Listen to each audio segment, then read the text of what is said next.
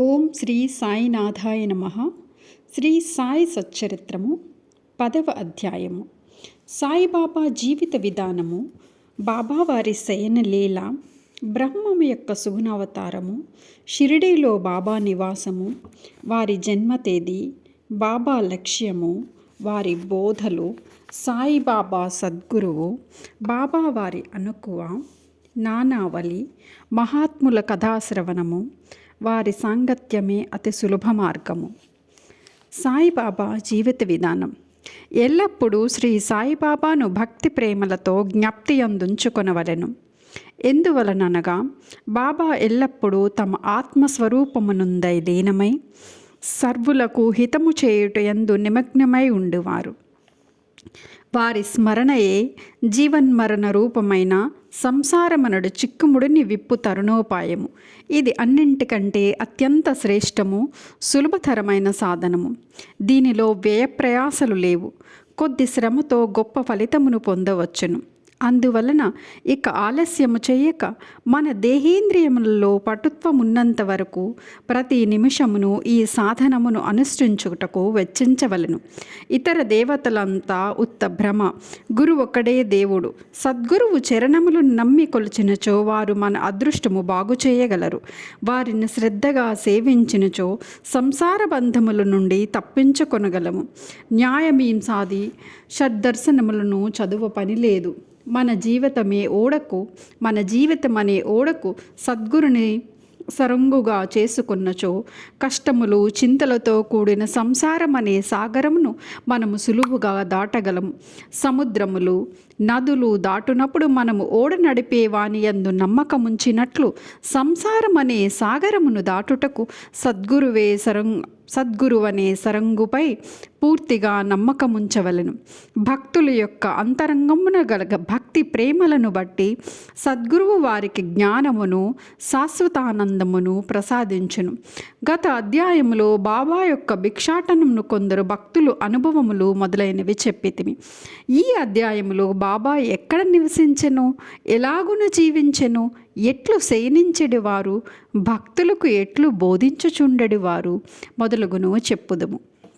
బాబా వారి శయనలీల. బాబా మొట్టమొదటగా ఎచ్చట పడుకొనుచుండెను, ఎట్లు పడుకొనుచుండెను చూసెదము. ఒకసారి నానాసాహెబ్ డేంగలే సుమారు 4 మూరల పొడవు, 1 జానెడు వెడల్పు గల ఒక కర్ర బల్లను బాబా పడకకని తెచ్చెను. ఆ బల్లను నేలపై వేసుకొని పడుకున్నటకు మారుగా బాబా దానిని మసీదు యొక్క దూలమునకు ఊయల వలె వ్రేలాడునట్లు చినిగిన పాత గుడ్డ పీలికలతో కట్టి దానిపై పడుకుని మొదలుపెట్టెను. గుడ్డ పీలికలు పలుచనివి ఏమాత్రము బలమైనవి కావు. అవి కొయ్య బల్ల యొక్క బరువును మోయటయే గగనము. ఇంకా బాబా యొక్క బరువును కూడా కలిపి అవి ఎట్లు భరించుచుండెనన్నది ఆశ్చర్య వినోదములకు హేతువయ్యను. ఆ పాత గుడ్డ పీలికలు ఇంత బరువును మోయగలుగుట నిజముగా బాబా లీలయే. బాబా ఈ బల్ల యొక్క 4 మూలల యందు 4 దీపపు ప్రమిదలుంచి రాత్రి అంతయు దీపములు వెలిగించుచుండిరి. ఇది ఏమి చిత్రము! బల్లపై ఆజానుబాహుడగు బాబా పడుకునుటకే స్థలము చాలనప్పుడు దీపములకు పెట్టుటకు జాగా ఎక్కడిది? బాబా బల్లపై పడుకున్న ఆ దృశ్యమును దేవతలు సహితము చూసి తీరవలసినదే. ఆ బల్లపైకి బాబా ఎట్లు ఎక్కుచుండెను, ఎట్లు దిగుచుండెను అనునవి అందరకు ఆశ్చర్యము కలిగించుచుండెను. అనేక మంది ఉత్సుకతతో బాబా బల్లపైకి ఎక్కుట దిగుట గమనించుటకై కనిపెట్టుకొని ఉండేవారు. కానీ బాబా ఎవరికి ఆ వైనము అంతు తెలియనివ్వలేదు. ఆ వింత చూసుటకు జనులు గుంపులుగా గుమిగూడుచుండుటచే బాబా విసుగు చెంది ఒకనాడు ఆ బల్లను విసిరి పారవేసిరి. అష్టసిద్ధులు బాబా అధీనములు. బాబా వానిని అపేక్షించలేదు. వాని కొరకు ఏ అభ్యాసము చేయలేదు. వారు పరిపూర్ణులు కనుక సహజముగానే అవి వారికి సిద్ధించెను. బ్రహ్మము యొక్క సుగుణావతారములు. సాయిబాబా 3.5 మూరల మానవ దేహముతో కనిపించినను వారు సర్వ హృదయాంతరస్తులు. అంతరంగమున వారు పరమ నిరీహులు. నిస్పృహులైనప్పటికీ బాహ్యమునకు లోకహితము కోరువానిగా కనిపించువారు. అంతరంగమున వారు మమకారరహితులైనప్పటికీ బాహ్య బాహ్య దృష్టికి మాత్రము తమ భక్తుల యోగక్షేమముల కొరకు ఎంతయో తాపత్రయపడుతున్న వారి వలె కనిపించెడివారు.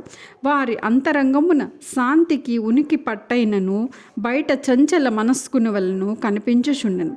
లోపల పరబ్రహ్మస్థితి యందు ఉన్నప్పటికీ బయట దయ్యము వలె నటించుచుండెడివారు.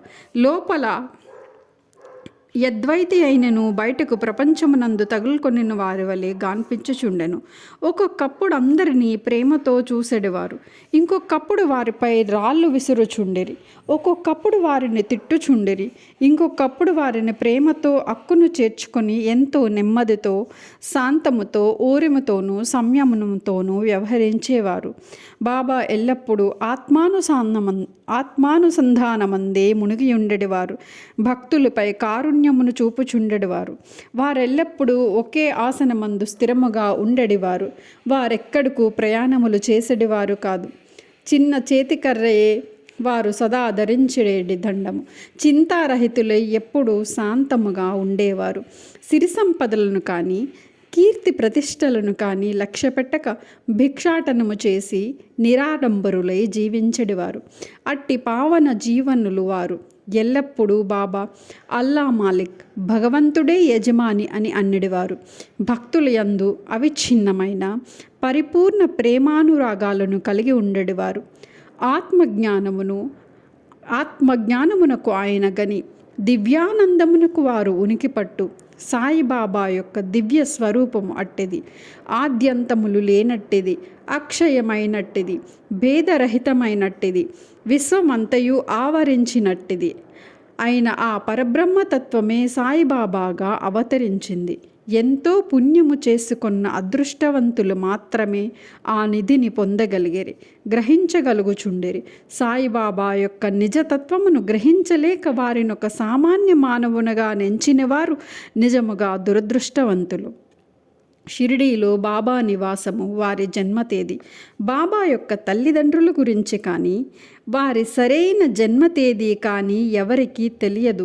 వారు షిరిడీలో ఉండిన కాలాన్ని బట్టి దానిని సుమారుగా నిశ్చయించవచ్చును. బాబా 16 ఏండ్ల ప్రాయమున షిరిడీకి వచ్చి 3 సంవత్సరములు అచట నుండిరి. హఠాత్తుగా అచట నుండి అదృశ్యులై కొంతకాలము పిమ్మట నైజాము రాజ్యంలోని ఔరంగాబాదుకు సమీపమున కనిపించిరి. 20 సంవత్సరముల ప్రాయమున చాంద్ పాటిల్ పెండ్ల గుంపుతో షిరిడీ చేరిరి. అప్పటి నుండి 60 సంవత్సరములు షిరిడీ వదలక అచ్చటనే ఉండి 1918వ సంవత్సరంలో మహాసమాధి చెందిరి. దీనిని బట్టి బాబా సుమారు 1838వ సంవత్సరం ప్రాంతమునందు జన్మించియుందురని భావింపవచ్చును. బాబా లక్ష్యము వారి ప్రబోధులు. 17వ శతాబ్దంలో రామదాసను యోగి పుంగవుడు వర్ధిల్లెను. గోబ్రాహ్మణులను మహ్మదీయుల నుండి రక్షించు లక్ష్యమును వారు చక్కగా నిర్వర్తించిరి. వారు గతించిన 200 ఏండ్ల పిమ్మట హిందువులకు మహ్మదీయులకు తిరిగి వైరము ప్రబలెను. వారి మధ్య సమైక్య భావము నెలకొల్పునటకే సాయిబాబా అవతరించును. ఎల్లప్పుడూ వారి చెప్పడి హితువు. హిందువుల దైవమగు శ్రీరాముడును మహ్మదీయుల దైవమగు రహీమును ఒక్కరే. వారిరువురి మధ్య ఏమీ భేదము లేదు. అట్లయినప్పుడు వారి భక్తులు వారిలో వారు కలహమాడుట ఎందుకు? ఓ అజ్ఞానులారా, చేతులు కలిపి 2 జాతులను కలిసిమెలిసి ఉండు. బుద్ధితో ప్రవర్తింపుడు. జాతీయ ఐకమత్యమును సమకూర్చుడు. వివాదము వల్ల కానీ ఘర్షణ వల్ల కానీ ప్రయోజనము లేదు. అందుచేత వివాదము విడువుడు. ఇతరులతో పోటీ పడుకుడు. మీ యొక్క వృద్ధిని మేలును చూచుకొనుడు. భగవంతుడు మిమ్ము రక్షించును. యోగము, త్యాగము, తపస్సు, జ్ఞానము మోక్షమునకు మార్గములు. వీనిను ఏదైనాను అవలంబించిన మోక్షమును సంపాదించనిచో మీ జీవితము వ్యర్థము. ఎవరైనా మీకు కీడు చేసినచో ప్రత్యుపకారము చేయకుడు. ఇతరుల కొరకు మీరేమైనా చేయగలిగినచో ఎల్లప్పుడూ మేలు మాత్రమే చేయండి. సంగ్రహముగా ఇది ఏ బాబా యొక్క ప్రబోధము. ఇది ఇహపర సాధనము. సాయిబాబా సద్గురు. గురువులమని చెప్పుకొని తిరుగువారు అనేకులు కలరు. వారు ఇంటింటికి తిరుగుచు వీణ, చిరతలు చేతబట్టుకుని ఆధ్యాత్మిక ఆడంబరము చాటెదురు. శిష్యుల చెవిలో మంత్రములు నూది వారి నుండి ధనము లాగెదురు. పవిత్ర మార్గమును మతమును బోధించదమని చెప్పెదరు. కానీ మతమనగానే వారికి తెలియదు. స్వయముగా వారు అపవిత్రులు. సాయిబాబా తన గొప్పతనమెన్నడూ ప్రదర్శించవలెనని అనుకోలేదు. వారికి దేహాభిమానము ఏమాత్రము లేకుండెను. కానీ భక్తుల యందు మిక్కిలి ప్రేమ మాత్రము ఉండేది. నియత గురువులని, అనియత గురువులని గురువులు 2 విధములు. నియత గురువులనగా నియమింపబడినవారు. అనియత గురువులనగా సమయానుకూలముగా వచ్చి ఏదైనా సలహానిచ్చి మన అంతరంగమునున్న సుగుణములను వృద్ధి చేసి మోక్ష మార్గములు తొక్కునట్లు చేయువారు. నియత గురువులు సహవాసము నీవు నేను ద్వంద్వ భావమును పోగొట్టి అంతరంగమును యోగమును ప్రతిష్ఠించి తత్వమసి అగునట్లు చేయును. సర్వ విధముల ప్రపంచ జ్ఞానమును బోధించు గురువులు అనేకులు కలరు. కానీ మనల్ని ఎవరైతే సహజ స్థితి యందు నిలుచున్నట్లు చేసి మనలను పుటునికి అతీతముగా తీసుకొని పోవెదరో వారే సద్గురులు. సాయిబాబా అట్టి సద్గురు. వారి మహిమ వర్ణనాతీతము. ఎవరైనా వారిని దర్శించినచో బాబా వారి యొక్క భూత భవిష్యత్ వర్తమానములన్నింటినీ చెప్పువారు. ప్రతి జీవియందు బాబా దైవత్వమును చూసేవారు. స్నేహితులు విరోధులు వారికి సమానులే. నిరభిమానము సమత్వము వారిలో మూర్తీభవించినవి. వారు దుర్మార్గుల అవసరము కూడా తీర్చెడివారు. కలిమిలేములు వారికి సమానము. మానవ దేహముతో సంచరించినప్పటికీ వారికి గృహదేహాదులు యందు అభిమానము లేకుండెను. శరీరధారుల వలె కనిపించినను వారు నిజమునకు నిశ్శరీరులు, జీవన్ముక్తులు. బాబాను భగవంతుని వలె పూజించిన షిరిడీ ప్రజలు పుణ్యాత్ములు. ఏది తినుచున్నను తాగుచున్నను తమ దొడ్లలోనే పొలములలోనే పనిచేసుకొనుచున్నను వారెల్లప్పుడూ సాయిని జ్ఞప్తి అందుంచుకొని సాయి మహిమను కీర్తించుచుండేవారు. సాయి తప్ప ఇంకొక దైవము వారెరిగి ఉండలేదు. షిరిడీ స్త్రీల ప్రేమ భక్తి దాని మాధుర్యము వర్ణించుటకు మాటలు చాలవు. వారు పామరులైనప్పటికీ వారికున్న స్వల్ప భాషా జ్ఞానముతోనే బాబాపై ప్రేమతో పాటలను కూర్చుకొని పాడుకొనిచుండిరి. వారికి అక్షర జ్ఞానము శూన్యమైనప్పటికీ వారి పాటలలో నిజమైన కవిత్వముగా అనవచ్చును. యథార్థమైన కవిత్వము పాండిత్యము వల్ల రాదు, అది అసలైన ప్రేమ వల్ల వెలువడును. కవిత్వము స్వచ్ఛమైన ప్రేమభావము నుండి వెలువడును. అటువంటి సిసలైన కవిత్వాన్ని విభుదులైన శ్రోతలు ఆస్వాదించగలరు. ఈ పల్లె పదాలన్నీ సేకరింపదగినవి. సాయి అనుగ్రహం ఉంటే ఏ భక్తుడైనా వీనిని శ్రీ సాయి లీలా పత్రికలేనో లేదా సాయి పుస్తక రూపమునో ప్రకటించిన ఎంతయో బాగుండును. బాబా వారి అనుకువ. భగవంతునికి 6 లక్షణములు కలవు. కీర్తి, ధనము, అభిమానము లేకుండుట, జ్ఞానము, మహిమ, ఔదార్యము. ఈ అన్నింటియు బాబాలో ఉండెను. భక్తుల కొరకు మానవ రూపమున అవతరించిన భగవతత్వమే సాయిబాబా. వారి కరుణ అనుగ్రహము అద్భుతములు. వారే కరుణతో భక్తులను తమ వద్దకు చేర్చుకొనకుండిన వారి మహత్యము తెలుసుకొనగలిగిన శక్తి ఎవరికి కలదు? భక్తుల కొరకు బాబా నోట వెలువడిన పలుకుట సరస్వతీదేవి కూడా వెరుగుచుందెను. ఒక ఉదాహరణ. బాబా మిక్కిలి అనుకువతో ఇట్ల నిడివారు. బానిసలకు బానిసనగు నేను మీకు రుణగ్రస్తుడును. మీ దర్శనము చే నేను తృప్తుడనైతిని. మీ పాదములు దర్శించుట నా భాగ్యము. మీ యశుద్ధములో నేనొక పురుగును. అట్లగుట వలన నేను ధన్యులను. ఏమి వారి అనుకువ. బాబా యొక్క ఈ వాక్యములు ప్రచురించుట ద్వారా బాబాను కించపరిచితనని ఎవరైనా అనినచో ఈయన అపరాధమునకు బాబాను క్షమాపణ కోరెదను. తత్పరిహారార్థమై బాబా నామ జపము చేసేదను. బాహ్య దృష్టికి బాబా ఇంద్రియ విషయములను అనుభవించు వాని వలె కనిపించినట్టును ఇంద్రియానుభూతులతో వారికి ఏమాత్రము అభిరుచి ఉండేది కాదు. అసలు ఇంద్రియానుభవములు స్పృహయే వారికి లేకుండెను. వారు భుజించుచున్నప్పటికీ దేని యందు వారికి రుచి ఉండేది కాదు. వారు ప్రపంచమును చూచుచున్నప్పటికీ వారికి దాని యందు ఏమాత్రము ఆసక్తి లేకుండెను. కామమన్నచో వారు హనుమంతుని వలె అస్ఖలిత బ్రహ్మచారులు. వారికి దేనియందు మమకారము లేకుండెను. వారు శుద్ధ చైతన్య స్వరూపులు. కోరికలు కోపములు మొదలగు భావ వికారములు శాంతించి స్వాస్థతము చెందేడు విశ్రాంతిధామము. వేయేల వారు విరాగులు ముక్తులు పరిపూర్ణులు. దీనిని వివరించుటకు ఒక ఉదాహరణము. నానావళి. షిరిడీలో విచిత్ర పురుషుడొకడు ఉండెను. అతని పేరు నానావళి. అతడు బాబా విషయములను పనులను చక్కబెట్టుచుండెడవాడు. ఒకనాడు అతడు బాబా వద్దకు పోయి బాబాను వారి గద్దె నుండి లేవవలసినదని, దానిపై తాను కూర్చుండవలనని తనకు బుద్ధి పుట్టినదని అనెను. వెంటనే బాబా లేచి గద్దెను ఖాళీ చేసెను.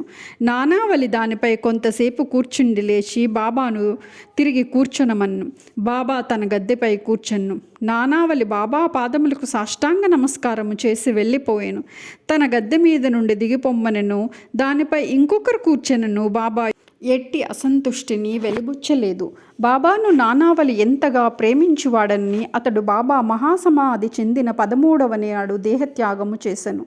మహాత్ముల కథాశ్రవణము, వారి సాంగత్యమే అతి సులభ మార్గము. బాబా సామాన్య మానవుల వలె నటించినప్పటికీ వారి చర్యలను బట్టి వారు అసాధారణ బుద్ధి కుశలతలు కలవారని తెలియవచ్చును. వారు చేయునదంతయు తమ భక్తుల మేలు కొరకే. వారు ఆసనములు కానీ, యోగాభ్యాసములు కానీ, మంత్రోపదేశములు కానీ తమ భక్తులకు ఉపదేశించలేదు. తెలివితేటలను పక్కకు పెట్టి సాయి సాయి అను నామమాత్రము జ్ఞప్తియందుంచుకునిరి. అట్లు చేసినచో వారు సర్వబంధనములుండి విముక్తులై స్వాతంత్రమును పొందెదరని చెప్పెను. పంచాగ్నుల నడుము కూర్చునుట, యాగము చేయుట, మంత్రజపము చేయుట, అష్టాంగ యోగములు మొదలైనవి బ్రాహ్మణులకే వీలుపడును. తక్కిన వర్ణముల వారికి అవి ఉపయుక్తములు కావు. ఆలోచించుటే మనస్సు యొక్క పని. అది ఆలోచించకుండా ఒక్క నిమిషమైనా ఉండలేదు. దానికేదైనా ఇంద్రియ విషయము జ్ఞప్తికి తెచ్చినచో దానిని చింతించుచుండెను. గురువుని జ్ఞప్తికి తెచ్చినచో గురువునే చింతించుచుండెను. మీరు సాయిబాబా యొక్క గొప్పతనమును వైభవమును శ్రద్ధగా వింటిరి. ఇదియే వారిని జ్ఞప్తి అందుంచుకొనుటకు సహజమైన మార్గము. ఇదియే వారి పూజయు కీర్తనయు. మహాత్ముల కథలను వినుట పైన చెప్పిన ఇతర సాధనముల వలె కష్టమైనది కాదు, మిక్కిలి సులభమైనది. వారి కథలు సంసారమునందున్న గల భయములన్నింటినీ పారద్రోలి పారమార్థిక మార్గమునకు తీసుకొని పోవును. కావున మహాత్ముల చరిత్రలను శ్రవణము చేయుడు, వానినే మననము చేయుడు, వానిలో సారాంశమును జీర్ణించుకొనుడు. ఇంత మాత్రము చేసినచో బ్రాహ్మణులే కాక స్త్రీ శూద్రాది అన్ని వర్ణముల వారు కూడా పవిత్రులగుదురు. ప్రాపంచిక బాధ్యతలందు తగులుకొనియున్నను మీ మనస్సును సాయిబాబా కర్పింపుడు. వారి కథలు వినుడు, వారి తప్పక మనలను అనుగ్రహించగలరు. ఇది మిక్కిలి సులభోపాయము. అయినచో మరి దీనికి ఎందుకు అందరూ అవలంబించుకున్నారు అని అడగవచ్చును. కారణమేమన భగవంతుని కృపాకటాక్షము లేని ఎడల మహాత్ముల చరిత్రలు వినుటకు కూడా మనసు అంగీకరించదు. భగవంతుని చేతనే సర్వము నిరాటంకము సుగమము యగును. మహాత్ముల కథ వినుట అనగా వారి సాంగత్యము చేయుటే. మహాత్ముల సాంగత్యముచే కలుగు ప్రాముఖ్యము చాలా గొప్పది. అది మన అహంకారమును దేహాభిమానమును నశింపచేయును. చావు పుట్టుకులనే బంధములను కూడా నశింపచేయును. హృదయ గ్రంథులను తెగగొట్టును. తుదకు శుద్ధ చైతన్య రూపుడగు భగవంతుని సాన్నిధ్యమునకు తీసుకుపోవును. విషయ వ్యామోహములియందు మనకు గల అభిమానమును తగ్గించి ప్రాపంచిక కష్టసుఖములియందు విరక్తి కలుగుచేసి పారమార్థిక మార్గమును నడుపును. మీకు భగవన్నామ స్మరణము, పూజ, భక్తి వంటి ఇతర సాధనములు ఏవియూ లేకపోయినను కేవలము హృదయపూర్వకముగా మహాత్ములను ఆశ్రయించినచో చాలును. వారు మనలను భవసాగరము నుండి తరింపచేయుదురు. మహాత్ములు అందుకొరకే అవతరించెను. ప్రపంచ పాపములను తొలగచేయనట్టి గంగా, గోదావరి, కృష్ణ, కావేరి మున్నగు పవిత్ర నదులు కూడా మహాత్ములు వచ్చి తమ నీటిలో స్నానము చేసి తమను పావనము చేయవలనని వాంఛించుచుండెను. మహాత్ముల మహిమ అట్టిది. మన పూర్వజన్మ సుకృతముచే మనకు సాయిబాబా పాదములను ఆశ్రయించు భాగ్యము కలిగినది. మసీదు గోడ కానుకొని ఊది మహాప్రసాదము తన భక్తుల యోగక్షేమములకై పంచిపెట్టు సుందర స్వరూపుడును, ఈ ప్రపంచం యొక్క అభావమును చింతించువాడును, సదా పూర్ణానందంలో ముని ఉండివాడును సాయి పాదములకు సాష్టాంగ నమస్కారములు చేయుచు ఈ అధ్యాయమును ముగించెదను. 10వ అధ్యాయము సంపూర్ణం. సద్గురు శ్రీ సాయినాథార్పణమస్తు. శుభం భవతు.